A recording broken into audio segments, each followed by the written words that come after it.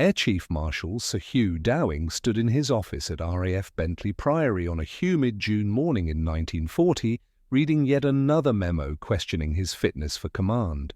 At 58 years old, he'd become the subject of whispered conversations in Whitehall corridors and pointed remarks at Air Ministry meetings. The criticism wasn't subtle. Britain faced an existential threat from the Luftwaffe, and some senior officers believed the nation's defense rested in the hands of a man past his prime. The timing couldn't have been worse for such doubts. France had collapsed with shocking speed. The armistice was signed on 22nd June 1940, leaving Britain utterly alone against Nazi Germany. Across the Channel, the Luftwaffe had perfected its blitzkrieg tactics, destroying the Polish Air Force in days and the French armoured air in weeks. Hermann Göring commanded nearly 2,800 aircraft, and his pilots were combat-hardened veterans fresh from conquering most of Western Europe. Meanwhile, Fighter Command could roughly 640 fighters. And leading this desperately outnumbered force was a gay-haired officer whom critics called Stuffy behind his back, a nickname that captured perfectly what they thought of his rigid, methodical approach. The Air Ministry's concerns weren't entirely without merit. Modern aerial warfare had transformed beyond recognition since Dowding had first climbed into a cockpit during the Great War. In 1940, battles unfolded at 350 mph, not the sedate speeds of RFC biplanes. Messmid Bf-109s could climb to 30,000 ft in minutes. Radio communications, radar technology, and coordinated mass formations had revolutionized combat. Many at the Air Ministry believed this new warfare demanded younger blood. Officers in their 40s who'd grown up with wireless sets and understood instinctively how modern technology could be exploited. Dowding's scheduled retirement had already been postponed twice. Originally set for June 1939, it was first extended to March 1940, then pushed to October 1940. Each extension felt less like confidence and more like indecision, as if the Air Ministry couldn't quite bring itself to trust him fully, but feared the disruption of replacing him mid-crisis. Air Vice Marshal Trafford Lee Mallory, commander of 12 Group, made little secret of his ambition to take over Fighter Command. He was 48 years old, energetic, and advocated for aggressive big-wing tactics that sounded appealingly bold compared to Dowding's cautious mathematics. What the critics fundamentally misunderstood was that Dowding's supposed obsolescence was actually his greatest strength. Whilst younger officers dreamed of glorious dogfights and offensive sweeps over France, Dowding had spent 5 years quietly building something unprecedented, an integrated air defense system that treated fighters, radar stations, observers, and operations rooms as a single coordinated weapon. It wasn't glamorous work. It involved tiresome meetings about telephone lines, plotting tables, and radio frequencies, precisely the sort of administrative tedium that made colleagues' eyes glaze over. But Dowding possessed two qualities that mattered infinitely more than youth. First, he understood that Britain couldn't win a war of attrition against Germany's superior numbers. Survival required fighting smarter, not harder. Second, he'd cultivated a stubborn, almost obstinate refusal to bend to pressure from superiors when he knew they were wrong. In May 1940, with France collapsing, Winston Churchill and the War Cabinet had demanded Dowding send more fighter squadrons across the Channel. Dowding had refused, insisting in a brutally direct letter that bleeding Fighter Command dry would guarantee Britain's defeat. That refusal had enraged Churchill, but saved the RAF. Now, in summer 1940, all those years of preparation would face the ultimate test.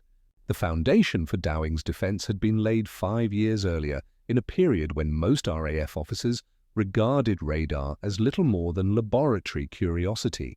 In February 1935, Robert Watson Watt had demonstrated that radio waves could detect aircraft at Daventry, bouncing signals off a Hayford bomber at 8 mi distance. The Air Ministry's response was tepid enthusiasm at best. Radio direction findings seemed promising in theory, but surely it would never work reliably in actual combat conditions. Weather would interfere, enemy jamming would blind it, and maintenance crews couldn't possibly keep delicate equipment functioning along an entire coastline. Dowding thought otherwise. Appointed air member for supply and research in 1930, then given command of Fighter Command when it formed on 14th of July 1936. He'd recognized immediately that radar could solve Britain's most fundamental problem, insufficient warning time. German bombers could cross the Channel in 20 minutes. Without advanced warning, fighters would still be on the ground when bombs started falling. Radar offered the possibility of detecting raids whilst they were still assembling over France, providing perhaps 30 or 40 precious minutes to scramble interceptors and climb to altitude. But Dowding wanted more than just early warning. He envisioned something no military force had ever possessed: a complete real-time picture of every aircraft within hundreds of miles. This required stitching together multiple technologies and organizations into a seamless whole. Chain home radar stations would detect incoming raids at long range. The Observer Corps, 30,000 civilian volunteers equipped with binoculars, plotting tables, and field telephones, would track aircraft once they crossed the coast and flew beyond radar coverage. All this information would feed into filter rooms where specially trained plotters would separate genuine contacts from spurious returns, then pass confirmed tracks to Fighter Command's operations room at Bentley Priory. From there, the picture would flow down through group operations rooms to sector stations where controllers could see both friendly and hostile aircraft plotted on large map tables. Those controllers would then direct fighters by radio telephone, guiding them onto interception courses with constantly updated information. The entire system operated on what Dowding called continuous flow information, moving seamlessly from radar antenna to fighter pilot's headset in under 4 minutes. The technical challenges were enormous. Chain home stations required steel towers 350 ft tall, each costing $15,000 to construct. By September 1939, 20 stations stretched from Southampton to Newcastle, and Dowding fought for every penny of funding against skeptics who thought the money better spent on more aircraft. The radar sets themselves temperamental. Valves failed in coastal humidity. Operators needed months of training to interpret the fuzzy green blips on cathode ray tubes, and early sets couldn't determine altitude with any accuracy. Dowding solved the altitude problem through sheer stubborn innovation. Since chain home couldn't reliably measure height, he ordered the construction of chain home low stations using different frequencies, shorter wavelengths that could detect low-flying aircraft but had reduced range. He also insisted that every radar station be connected via dedicated GPO telephone lines to its sector operations room, with backup routes in case German bombing severed primary cables. When Treasury officials balked at the telecommunications costs, Dowding simply kept requesting until they relented. The Observer Corps integration proved equally challenging. These civilians, many of them Great War veterans, had been tracking aircraft by eye and ear since 1925, but they'd never been part of a unified system. Dowding visited observation posts personally, explaining how their reports would be plotted alongside radar tracks to maintain continuous surveillance. He established rigorous training programs and standardized reporting procedures so that information from a post in Kent would be formatted identically to reports from Yorkshire. What emerged was genuinely revolutionary. The world's first ground-controlled interception system, where fighters became weapons guided remotely by controllers watching an electronic battlefield. Understanding how Dowding's system actually worked requires stripping away the technical jargon and following a single German bomber from the moment it took off from an airfield in northern France. That bomber's journey towards England would trigger a cascade of precisely coordinated responses, each step feeding information to the next in a chain that turned raw data into lethal interceptions. The first detection came from chain home radar stations positioned along the coast. These weren't the rotating dish antennas we picture today. They were fixed arrays of aerial wires strung between massive steel towers transmitting pulses of radio energy across the channel. When those pulses struck metal aircraft, a tiny fraction bounced back. Operators watching cathode ray tubes in concrete bunker rooms would see the return as a bright spike on their screens. By measuring the time between transmission and echo, radio waves travel at 186,000 ms. They calculated range. By comparing signal strength between different receiving towers, they estimated bearing. The cathode ray tube's vertical deflection gave a rough altitude estimate, though this remained Chain-Holmes' persistent weakness. The radar operator would immediately telephone the filter room at Fighter Command headquarters. This step proved crucial to the system's success. Raw radar reports were notoriously unreliable. Flocks of birds could produce returns. Coastal features created permanent echoes. Atmospheric conditions generated phantom contacts. The filter room employed mathematically minded officers and WAPs who maintained a master plot of all reported contacts. When a new report arrived, filterers compared it against existing tracks, applied mathematical logic to determine whether it represented a genuine aircraft and assigned it a unique identification number. Only filtered, verified plots moved forward into the operations system. Confirmed tracks appeared almost immediately in the Fighter Command operations room at Bentley Priory, a large hall dominated by an enormous map table of southern England and northern France. WAFT plotters wearing headsets stood around the table's perimeter, moving colored counters across the map as updated positions arrived every 30 seconds. Each counter bore the raid's identification number, estimated strength, and altitude. Red counters represented hostile aircraft, blue indicated friendly fighters, and black showed unidentified contacts requiring investigation. Triangular markers showed each counter's age. Fresh plots bore a straight-edge triangle. Positions 2 minutes old showed a right-angle triangle, and anything older than 4 minutes displayed an inverted triangle, warning controllers the information had gone stale. Dowding and his senior controllers watched from a raised gallery overlooking this constantly shifting mosaic. Their responsibility wasn't to control individual interceptions. That would be impossible given communication delays, but to allocate resources across Fighter Command's 4 groups. If radar showed large formations assembling over Killala, threatening Kent, Dowding might alert 11 Group Commander Air Vice Marshal Keith Park to bring squadrons to readiness. Simultaneously, he'd warned 12 Groups Lee Mallory to prepare reserves in case the raid penetrated inland towards London and the Midlands. The actual control of interceptions happened one level down at Group Operations rooms, which maintained identical plotting systems fed from the same filtered tracks. Park's 11 Group headquarters at Augsbridge possessed its own operations room, immortalized later when Churchill visited and watched the battle unfold. From there, senior controllers assigned specific sectors to respond to incoming raids. Each of Fighter Command sectors, geographical areas roughly 40 miles across, contained several fighter airfields and was responsible for defending its designated airspace. Sector controllers worked from operations rooms at their primary airfields, watching yet another duplicate plot table.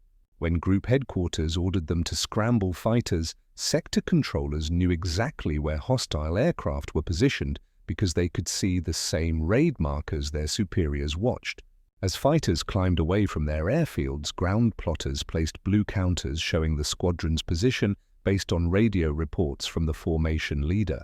The controller could then guide fighters onto an interception course using high-frequency radio telephone, giving continuous heading and altitude adjustments. Tally-ho bandits at Angels 20 Vector 180. The system's first genuine test arrived on 10th of July 1940. A date historians later marked as the Battle of Britain's official beginning. Luftwaffe formations appeared over the Channel attacking British convoys, not because Goering particularly cared about sinking merchantmen, but because he wanted to force Fighter Command into battle. The logic seemed sound. RAF fighters would have to defend the ships and German fighters would slaughter them over the water where downed pilots couldn't be rescued. It was attrition warfare, and Germany held the numerical advantage. Dowding refused to play that game. When Chain-Holmes detected raids forming over Cap Green, targeting convoys off, he ordered minimal responses. Perhaps a single squadron scrambled to make a token appearance, then withdrawn before superior German numbers could engage decisively.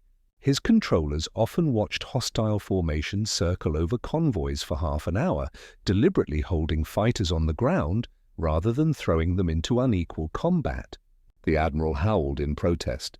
Ships were being bombed whilst fighters sat at dispersal, and Royal Navy officers demanded that Dowding commit more resources to convoy protection. He wouldn't budge.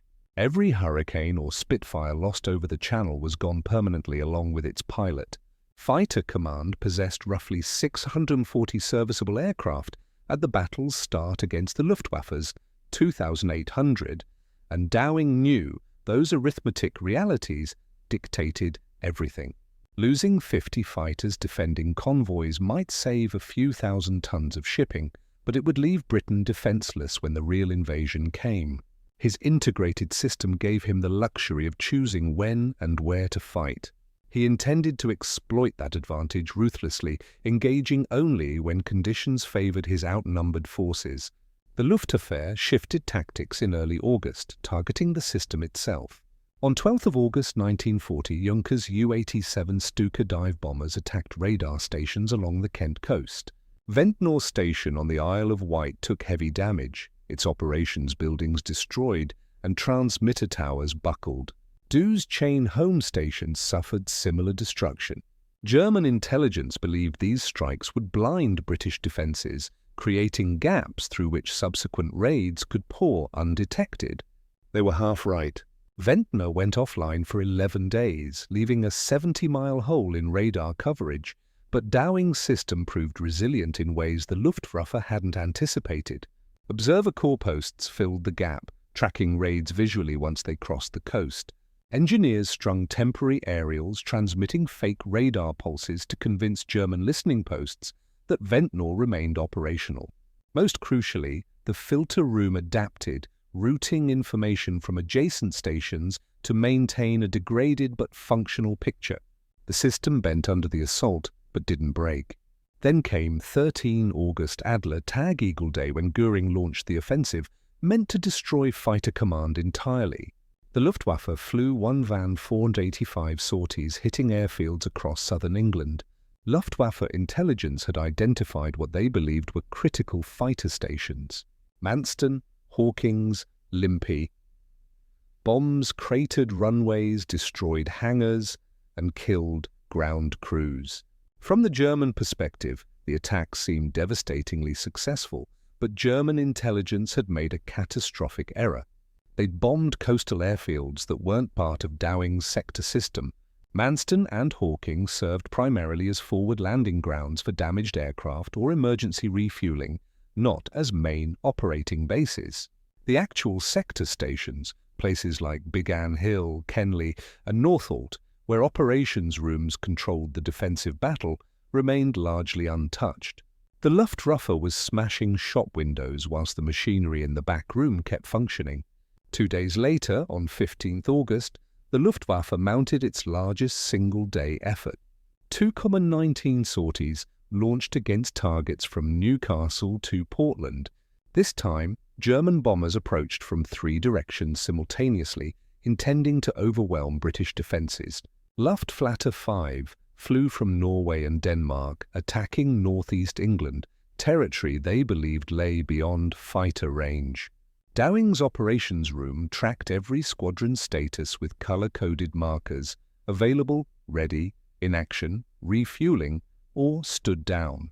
This seemingly mundane bookkeeping revealed his most critical talent, the unsentimental mathematics of survival. Whilst Churchill and the War Cabinet thought in terms of glorious resistance and offensive spirit, Dowding calculated pilot fatigue rates, aircraft replacement speeds, and the minimum force levels needed to make invasion suicidal for Germany. His conclusions were often brutally unwelcome. The most consequential example had occurred 3 months earlier on 16th May 1940, with France collapsing and Paul Riot's government begging for more RAF squadrons.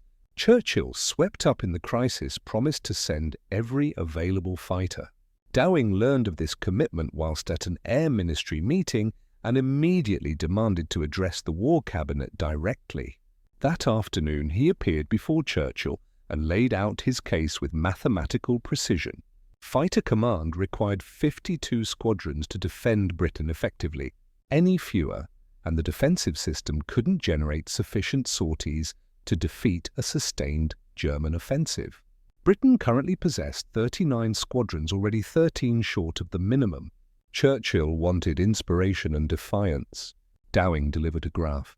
He'd plotted hurricane losses against replacement production, showing that at current attrition rates, fighter command would cease to exist as an effective force within weeks. Sending more squadrons to France wouldn't save the French. Their defeat was already inevitable. It would merely ensure Britain fell alongside them. The Prime Minister, accustomed to subordinates who bent to his forceful personality, found Dowding's obstinacy infuriating, but the mathematics were irrefutable. That same evening, Dowding sent a formal letter to the Air Ministry stating bluntly that he must request that as a matter of paramount urgency, the Air Ministry will consider and decide what level of strength is to be left to the fighter command for the defence of this country. The letter's bureaucratic language concealed an ultimatum. Dowding would resign rather than preside over fighter command's destruction through misallocation. Churchill relented. No more fighter squadrons went to France. Now, in August 1940, that decision's wisdom was manifesting daily. The squadrons Dowding had refused to sacrifice were the ones meeting German raids over Kent and Sussex. But even with his hoarded resources, the arithmetic remained precarious. Fighter command was losing aircraft faster than factories could replace them, though barely.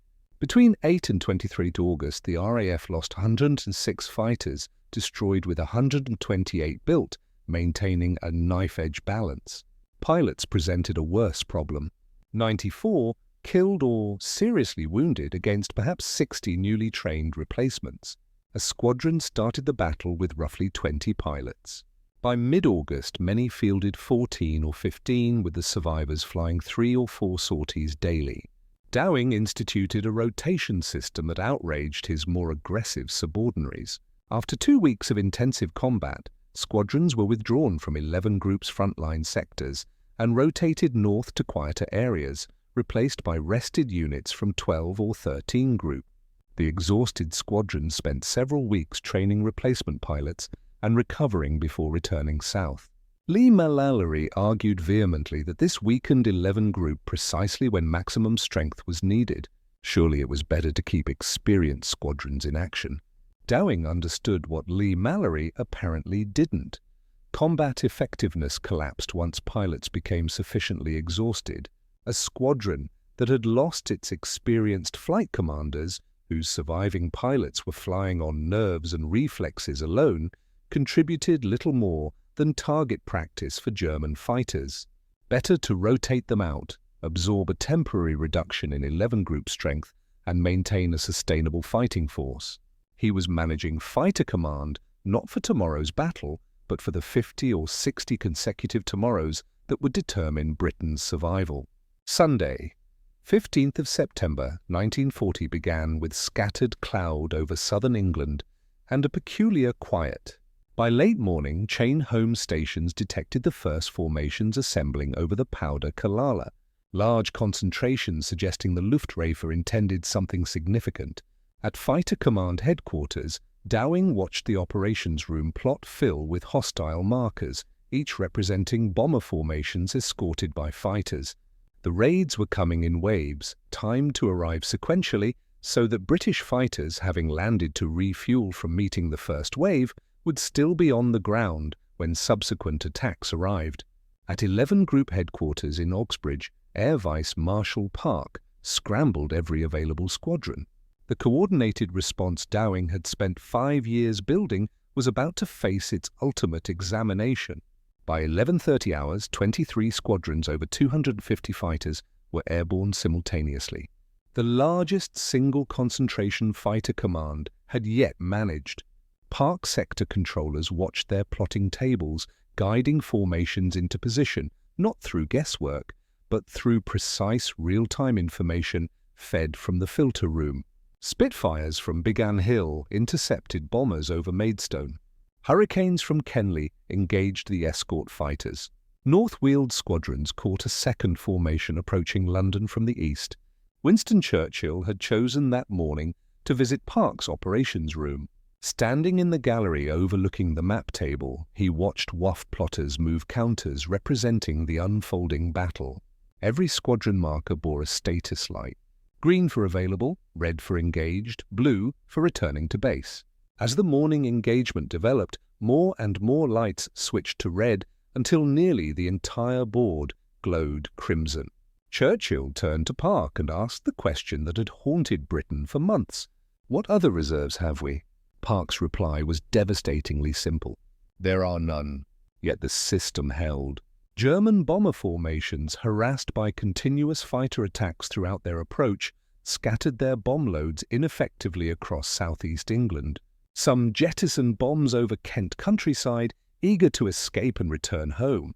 Others pressed on towards London, but arrived in loose defensive formations rather than the tight bombing patterns needed for accurate strikes. Crucially, Dowding's insistence on engaging enemy formations as far from their targets as possible meant most bombers never reached their aiming points. The psychological effect on German crews was profound. They'd expected British fighters to be exhausted, depleted, finished. Instead, they met fresh squadrons at 20,000 FT, more squadrons at 15,000 FT, and yet more climbing to intercept as they turned for home. The Luftwaffe returned in the afternoon with an even larger formation. Over 150 bombers escorted by hundreds of fighters. This time, Dowding coordinated not just 11 group, but brought in Lee-Mallory's 12 group squadrons from the north, forming the big wing that Lee-Mallory had advocated. 5 squadrons flying together in a massive formation. German air crew, already shaken by the morning's reception, now watched in disbelief as what appeared to be the entire RAF rose to meet them. British pilots filed over claiming reports. The chaos of aerial combat made accurate counting impossible, reporting 185 German aircraft destroyed. The actual figure was 56, still a respectable tally, but the inflated claims mattered less than German perceptions. From the Luftwaffe's perspective, they'd thrown everything at Britain and been met by seemingly inexhaustible fighter strength. Bomber crews returned claiming they'd faced 300 or 400 British fighters, double the number Park had actually deployed. But the confusion was understandable given how Dowding's system vetoed squadrons onto multiple interception points, creating the impression of fighters everywhere simultaneously. German intelligence had estimated Fighter Command possessed perhaps 200 serviceable aircraft. On 15th of September, they clearly faced far more. 2 days after 15th of September, Hitler postponed Operation Kellen indefinitely. German intelligence reports confirmed what Luftwaffe crews had experienced firsthand. Fighter Command remained unbroken, and attempting an amphibious invasion without air superiority would be catastrophic. The Battle of Britain wasn't officially over.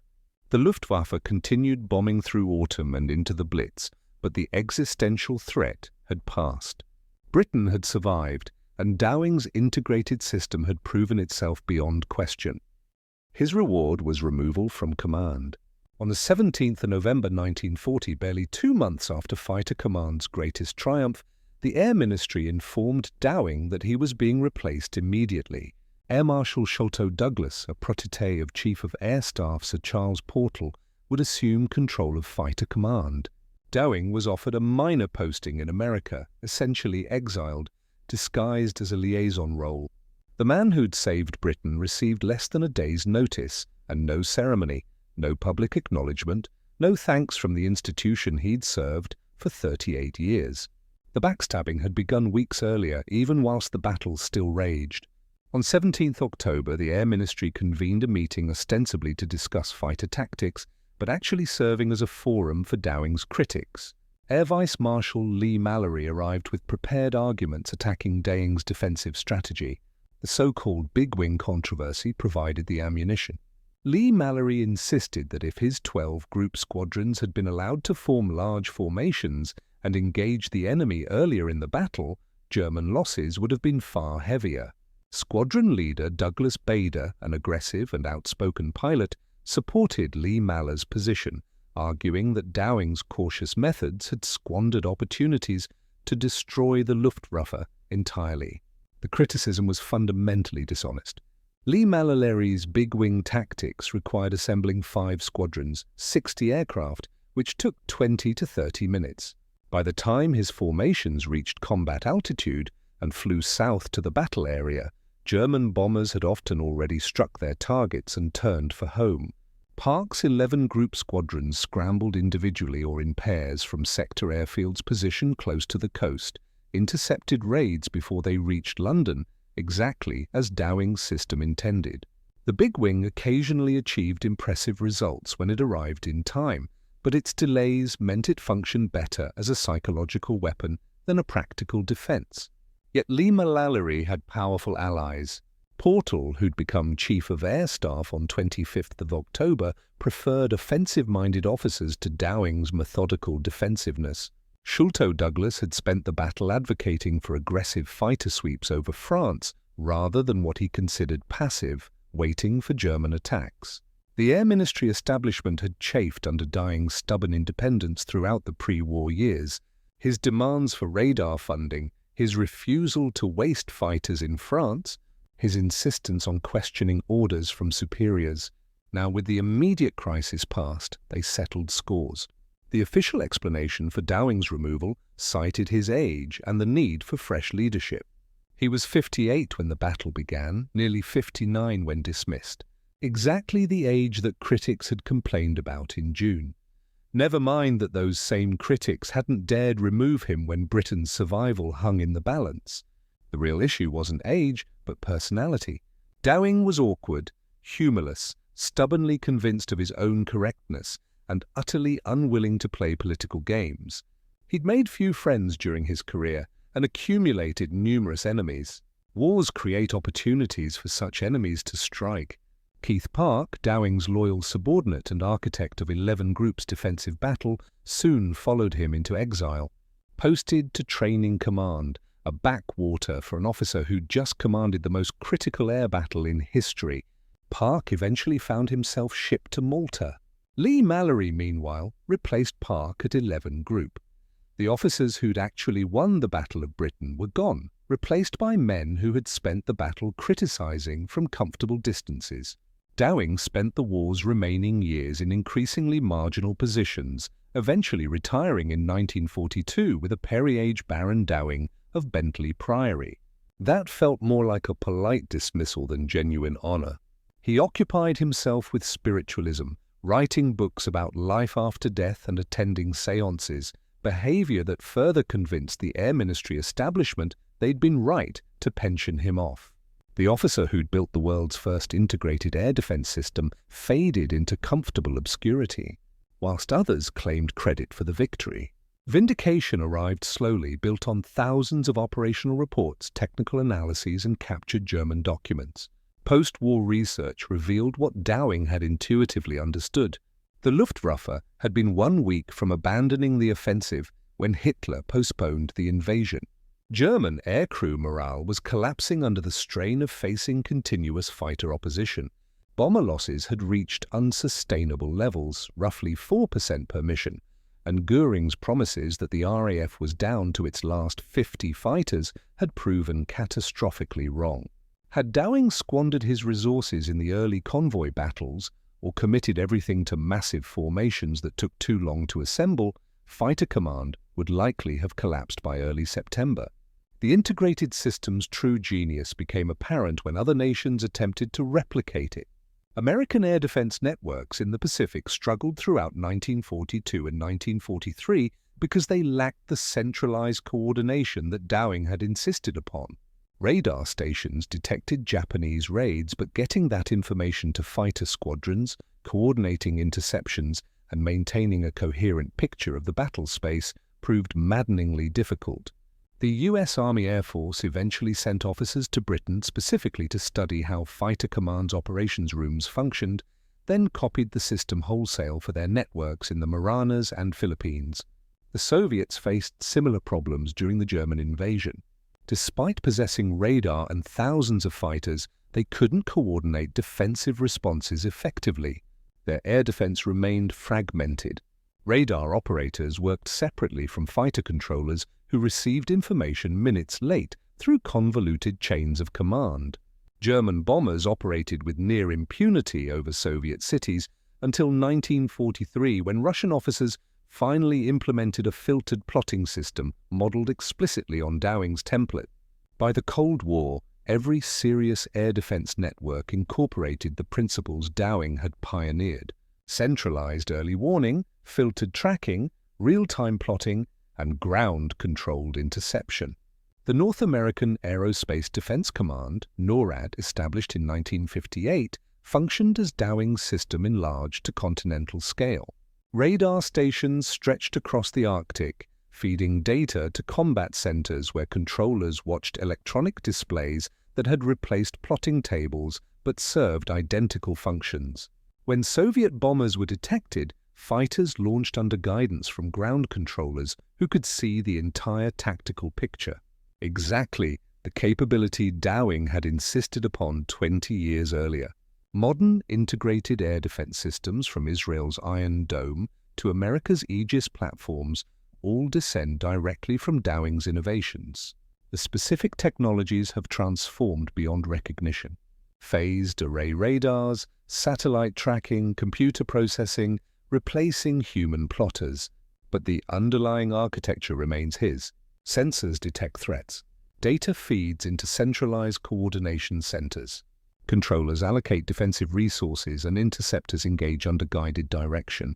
Dowding would recognize the concept immediately, even if the execution now involves silicon chip rather than wave plotters moving counters across map tables.